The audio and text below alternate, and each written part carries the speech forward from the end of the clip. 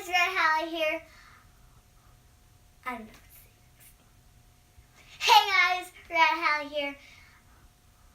Sorry, I'm Red Hallie and this is that. Oh my god. This is Red Hallie and this is. I'm Red Hallie and this. Oh. I'm Red Hallie and this is. Seriously. I have to sing. I have to play.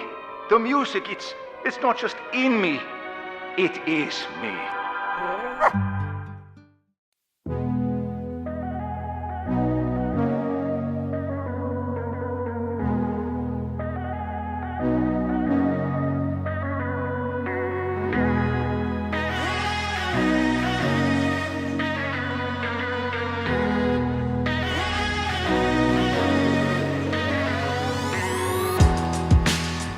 What's up, Rad fam? Hope you're having a great day. Rad Dad here with our first ever movie review, and I'll have a special guest star helping me out in a second. But over the Christmas holidays, I had the chance to go see Pixar's Coco, which was a fantastic movie. A lot of you guys are probably big fans of the Pixar films and the Disney films, and Pixar routinely does an awesome job bringing unique stories and quality content. Now, there have been a couple missteps. I know that the Toy Story franchise is a hit, but the Cars franchise can be hit or miss. But in general, when Pixar does an original film, they do a really good job. Look at Inside Out, for example. What a wonderful film that is. Who would have guessed that a movie about emotions in which a character sacrifices himself to help another character would end up being such an amazing and heartwarming tale? Coco falls into that category. It's original entertainment, and we don't want to give too much away. We're not going to do spoilers, but Coco is the story of a young boy named Miguel who, on the Day of the Dead, is struggling with his hopes and dreams, which is to become a famous musician, and his family's wishes, which is for him to help out with the family business of basically making shoes. Hey guys, Red Hallie here. I saw Coco last night and it was totally awesome. It was a really good Pixar movie. It was about a boy named Miguel. He wanted to play music more than anything, but his family wouldn't let him. They did not like music at all, and they wanted to make shoes instead. But he just wanted to play music so much that he ran away because his family would not let him play music. And then he ended up in the land of the dead. And he tried to find his great-great-grandfather. He needed a lot of help from his dead family. And it was a really great movie.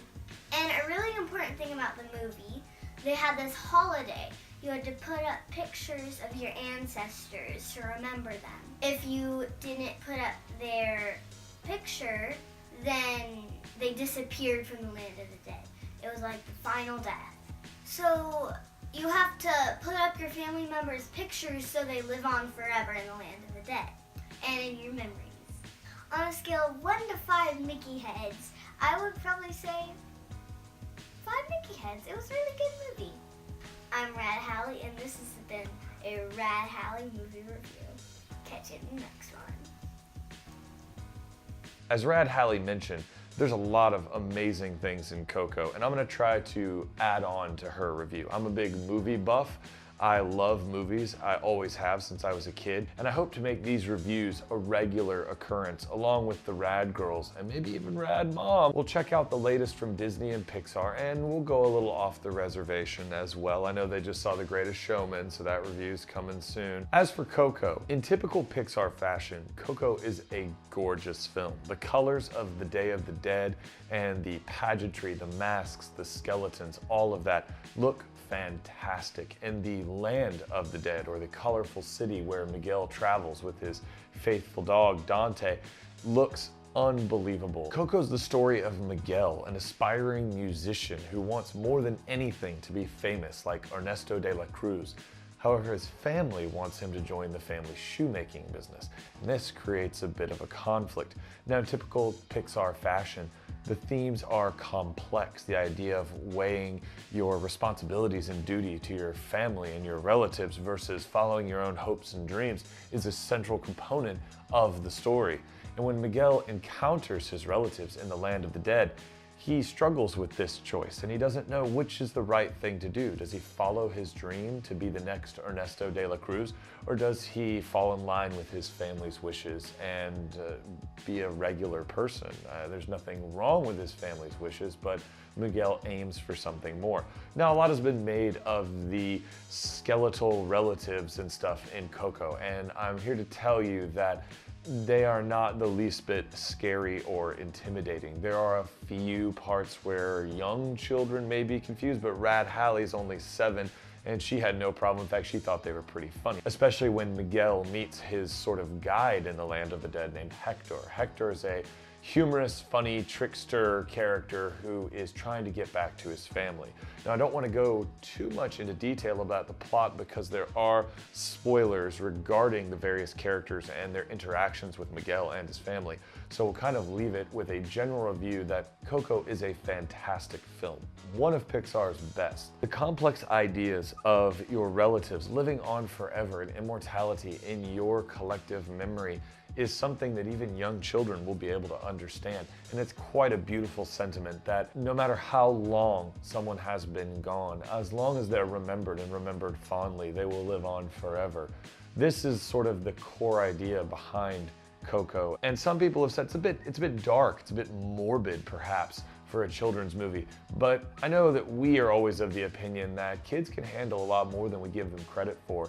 And the idea of kids understanding that when your loved ones go away, they're never truly gone is a profound and sort of beautiful sentiment. And I think Coco nails this, and Pixar's ability to communicate these big ideas that adults enjoy and understand and communicate them to children in a way that they can understand remains unrivaled. There is simply no one else who makes movies like Pixar. Now, I'm not gonna lie, Coco has some sad moments, just like Inside Out. It's not as funny of a film as Inside Out. Inside Out had more sight gags and character humor. Coco has more ironic humor and humor that's more grounded in reality, so to speak. But when it gets sad, it gets very sad. There are some deeply emotional parts, especially at the end, as all of the plot lines sort of come together and resolve themselves, and you begin to understand some of those revelations that I said would be spoilers. It's extremely rewarding though, and I would hesitate to say that the movie is too sad. Rad Hallie said that she was about to cry, but they were happy tears, and that she was glad when everything resolved. And it does make you feel good. It's a heartwarming ending. So I encourage you to please check out Disney Pixar's Coco.